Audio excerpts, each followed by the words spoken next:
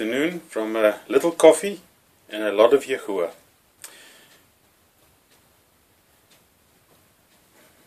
Today we're going to talk about evolution. It was a very difficult one for me to prepare. There is so much information on evolution. There is so much information on the mistakes and the discrepancies, and to choose something that I can present to you in a short form or format was very difficult. So what I have done, I have looked at many aspects, put something together. I looked at one specific dating method a little more in depth to present to you an understanding of the error and the deceit, which is a result of the enemy deceiving and drawing away people from Abba's truth.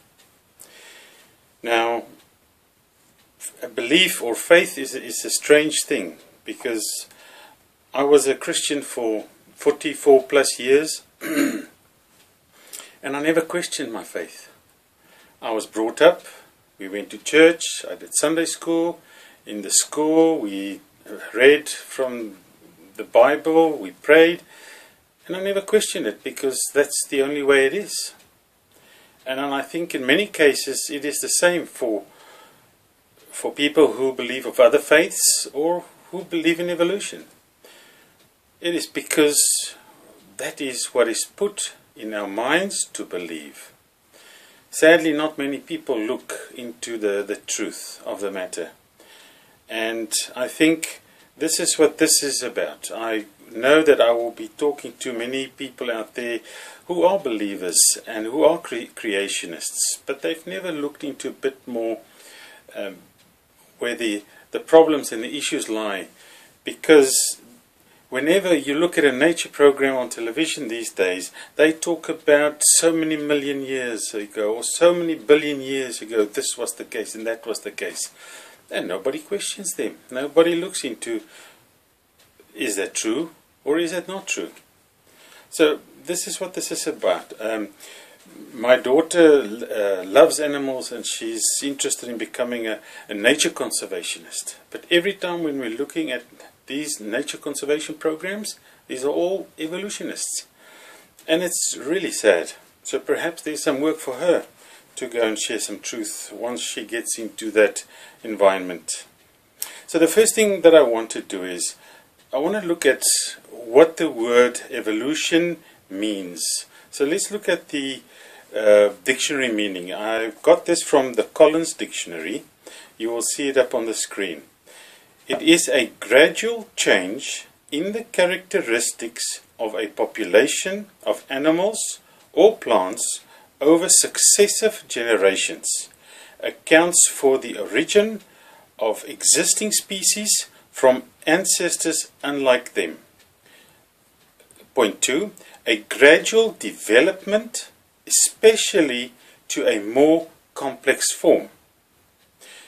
Point 2 is very much what evolution talks about these days when they talk about animals, is because the point of where man comes from a monkey. So it had to be a gradual development, especially to a more complex form. Now, our friend Darwin talked about natural selection, and that is what he focused on. So let's look at the meaning of natural selection. It is a process resulting in the survival of those individuals from a population of animals or plants that are best adapted to the prevailing environmental conditions. The survivors tend to produce more offspring than those less well adapted, so that the characteristics of the population change over time, thus accounting for the process of evolution. So, Based on what we have just read, is it true that man evolved from a monkey? And is it possible that dogs came from frogs?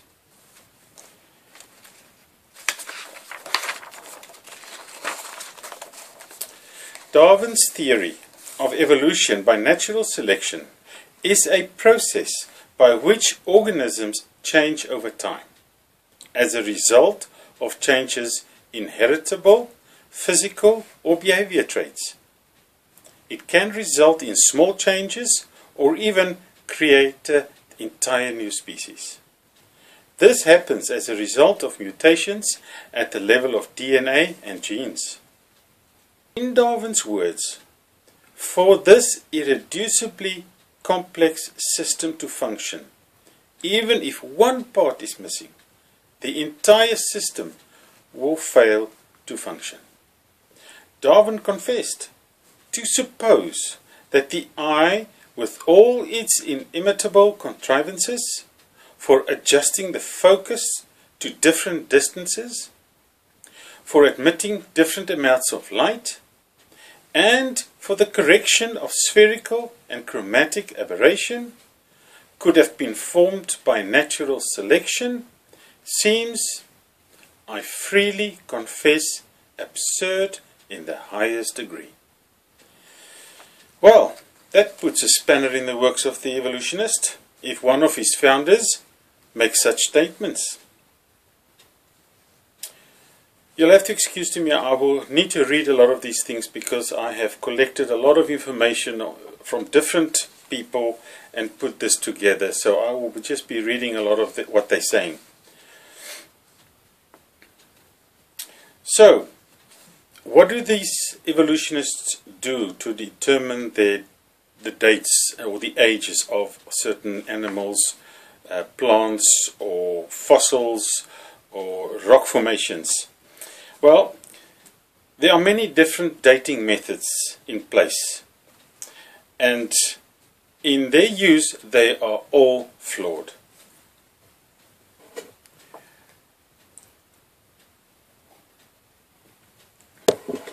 To be able to calculate the age, they need to have a baseline.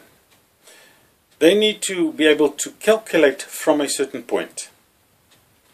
Now, evolutionary geologists guesses the age of a rock by an assumption. In these words, before we can calculate the age of a rock from its measured chemical composition, we must assume what radioactive elements were in the rock when it formed. And then, depending on the assumptions, we can obtain any date we like. So this is shocking. Contrary to the impression that we are given, radiometric dating does not prove the Earth is millions of years old. The vast age has simply been assumed. I've read it in all these notes and things that we looked at, that there was a group of geologists or evolutionists in the 1900s, and they came together and they looked at a rock and they said, I think this is 20 million years old. So they made an assumption and they based everything on what these fathers of evolution did. Well, this just fills me with confidence in our scientists' ability. So let's look a little further. For evolution to take place, according to Darwin, it needs a perfect environment with not one piece missing. The creationist believes the age of the Earth is around 6,000 years. But the evolutionist talks about fossils found that are millions or billions of years old. How do they figure this? Well, they use dating methods, and there are many different ones. What they will do is they will get information from one dating method and then apply that on another to try and establish certain ages.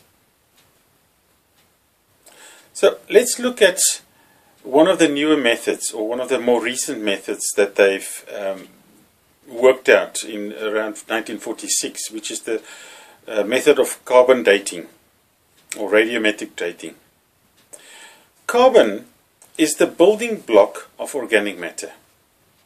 Carbon-14 is an unstable radioactive isotope of carbon-12. As with any radioactive isotope, carbon-14 decays over time, and its half-life is 5,730 years. Right, let's have a look. What is half-life? You will find that on the screen. Again, a definition of half-life for physics: the time required for 1/2 of the atoms of a given amount of a radioactive substance to disintegrate.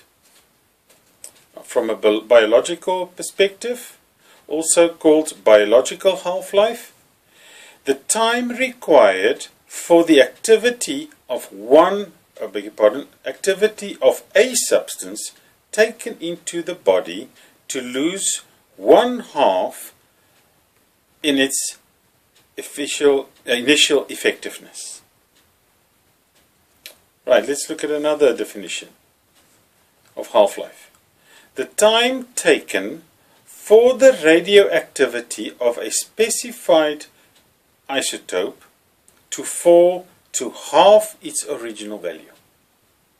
Iodine 131 has a half-life of 8.1 days. The time required for any specified property, for instance, the concentration of a substance in the body, to decrease by half. So I've got a little drawing that I've worked out a little bit later to explain that a little bit easier for people like myself.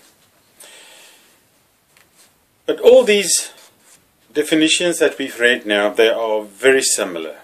What it basically points to is, if you've got a substance taken in, whether it's a painkiller or whatever, half-life is how long it takes to reach that point to that point. And then the half-life would be, again, from that point to that point. And then half-life, and then half-life, and then that goes over a period of time. Right, so carbon-14 dioxide, which is formed by the reaction between 12 and 14, is utilized by plants, which then ends up in humans and animals. The premise behind the method is to determine the ratio of carbon-14 left in the organic matter, and by doing so estimate how long ago death occurred by running the ratio backwards.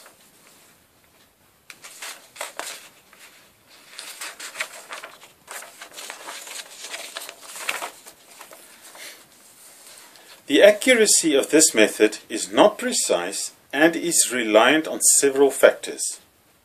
To be accurate, one must assume the rate of production and decay of carbon-14 has remained constant over the years.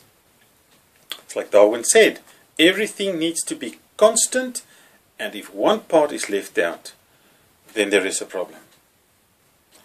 The production of carbon-14 has not been constant over the years, but has changed as the radiation from the sun has fluctuated. So there's a problem. Changing environments alter the decaying rate. Examples of these are the Industrial Revolution, nuclear spillage, waste management, changing weather, etc. Those all influence the environment, which influence the constant without changing. Other reasons for different rate of decay in an animal or a human. If we look at carnivores and herbivores, As we've read before, that the plants will have a carbon-14 within them, which is absorbed through the environment, from the ground and from the air. So it will have a carbon-14, and then when humans or animals eat it, we get it in. So, therefore, if we look at a carnivore and a herbivore, they would have very different carbon levels, because herbivores would be taking in a lot more, eating plants only. Then we look at animals in the desert, for instance, or carnivores in the desert, sea animals. These will all have different levels of carbon within their system. So, you see these following numbers on the screen. And these numbers are just numbers that I took. And if they would represent a volume of carbon. So if we look at point A herbivore in the forest would take in 1,000. And a desert animal, a carnivore, would take in 62.5. Different levels of carbon. If we go down the list, from 1,000, a half-life of that would be 500, then 250, then 125, then 62.5, then 32, and so on. It carries on. But a carnivore from the desert, point B, would start already at 62.5. And then it will go the half-life 31.25, 15.625, and go on, etc., etc. So the point I'm trying to make here is, if the animals were born at the same time, they live the same length of life, they die at the same time, the herbivore's level of carbon-14 would be much higher. Therefore, the half-life every time would take much longer to reach the level of the carnivore. Let's look at another scenario. If a man is walking from point A to B in a straight line, and then there is another route that he takes from A to B via C and D, assuming that A to B in both cases would be the same distance. If they walk the same speed, would they arrive at point B at the same time?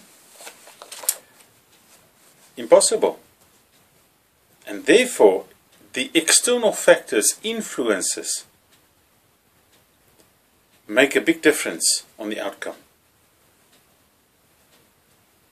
For the same reason, does changing environments alter the decaying rate of carbon-14? Concentrations of carbon-12 and 14 must be constant in the atmosphere for accurate readings, which is never the case. The carbon dating is grossly inaccurate, and the list of non-compliant dates are endless. I've looked online, there's so many different outcomes. They will use one dating method and use another dating method to measure the same, and the outcome is not the same.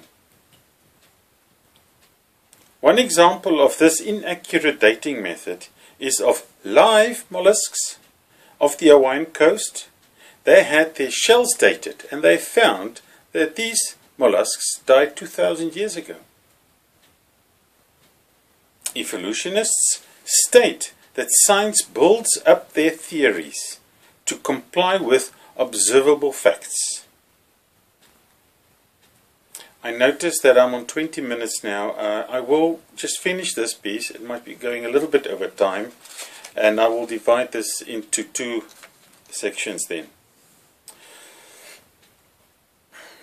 So, the evolutionists they're using their theories to prove it by observable facts according to them. This is a hard one to swallow because they've got nothing to show for it. The dictionary describes evolution as a gradual change in the characteristics of living things over successive generations. So it's a gradual change over successive generations, especially to a more complex form. The problem is that if this is the case, we should have thousands and thousands or millions of examples of these animals or plants growing in their different states of change. And there is no evidence of that whatsoever. It says to be a progression in changing. We have none, zero, multiple examples. We should have multiple examples. Evolution will show a fossil that they found somewhere and it looks like something, and they will give it a name and say this is part of X, which is 2 billion years old, and now it is something else. They are happy to show pictures of a human being where it starts with a monkey or a chimpanzee and it grows bigger and bigger and it's walking more upright till it's a human being. If it changed over time, we should have no monkeys, only humans. And we should have a whole lot of evidence of bones of all the phases of change. And there are none.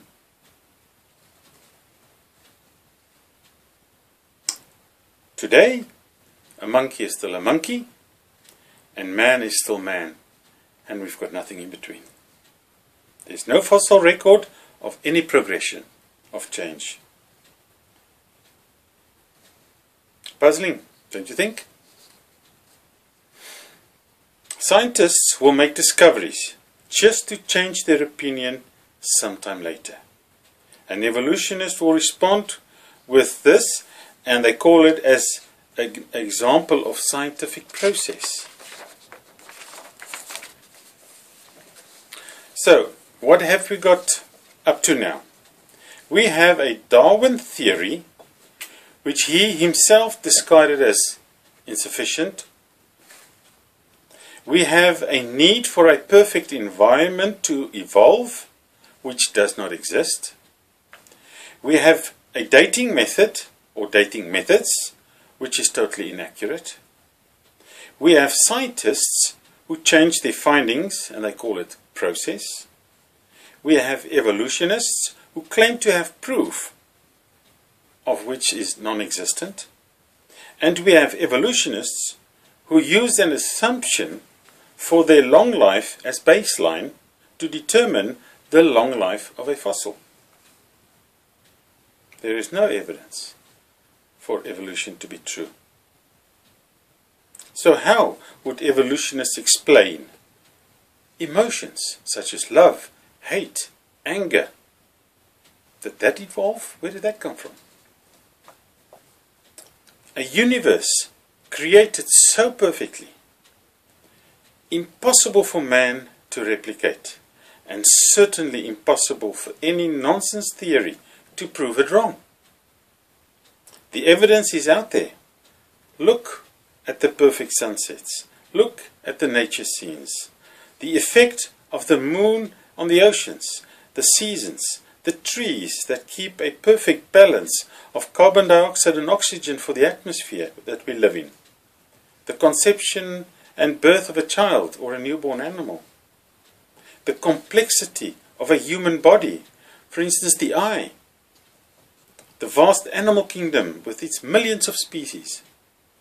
This being housed by a perfect environment where the oxygen, the just right percentage, the Earth's distance from the Sun, its elliptical orbit and rotation around the Sun, to warm it evenly with a narrow range of temperatures for life to exist in, the distance and size of the moon that keeps the oceans from becoming stagnant, that life will exist within. Gravity, where did that come from? To hold it all together. How about man speaking thousands of different languages? Could evolution have caused any of these? How about a sense of a moral law? Animals don't know it's wrong to kill. They will kill to eat. But man knows it's wrong. Therefore, from the very first moment of existence of the earth, and all the universe had to be precisely and exactly fine-tuned, completed, to allow for existence of all its beings. The thought of life and the existence as we know it, coming from a pool of primordial soup that grew organic polymers and ultimately developing life in all its complexity without any form of proof in their phases of development, is frankly unthinkable and utterly laughable. This is part 1 of evolution, just pointing to the impossibility that evolution can prove to be the truth. On the contrary, we have our creation that we did in our previous session with all its evidence to be true. Shalom from a little coffee and a lot of Yahuwah. My name is Jacob, and I will see you next time with part 2.